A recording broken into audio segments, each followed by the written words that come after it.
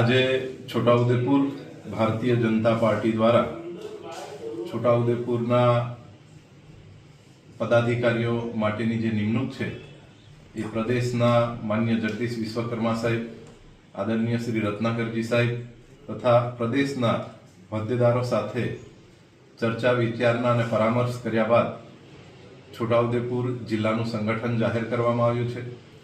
એમાં 8 જેટલા જિલ્લાના ઉપપ્રમુખ, 3 મહામંત્રી, 8 મંત્રી, 1 કોષાધ્યક્ષ, આમ કરીને 20 જેટલા લોકોની નિમણૂક કરવામાં આવી છે।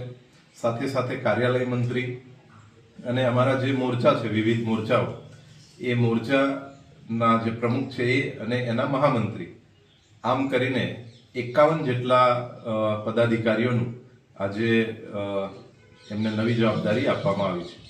આનાથી ભાજપ કેટલું મજબૂત થશે? નિમણૂક છે એના કારણે સંગઠન વધારે મજબૂત બનશે।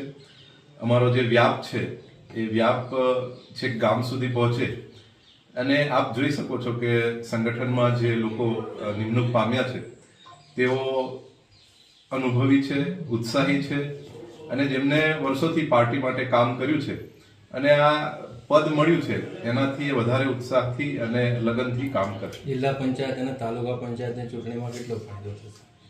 આજે અમારી સંગઠનાત્મક જે નિમણૂક છે એના કારણે અમને અમારા જે કાર્યકર્તાઓ છે કાર્યકર્તાઓને ઉત્સાહ મળશે અને બધા જે પદાધિકારીઓ છે સૌ સાથે મળી, ચૂંટાયેલા પ્રતિનિધિઓ અને સંગઠનના પ્રતિનિધિઓ સૌ સાથે મળી અને અગાઉની જે તાલુકા જિલ્લા પંચાયતની ચૂંટણી આવી રહી છે તેમાં ભારતીય જનતા પાર્ટીનો જે દેખાવ છે એ ખૂબ સરસ રહેવાનો છે। એમાં કોઈ શંકાને સ્થાન નથી।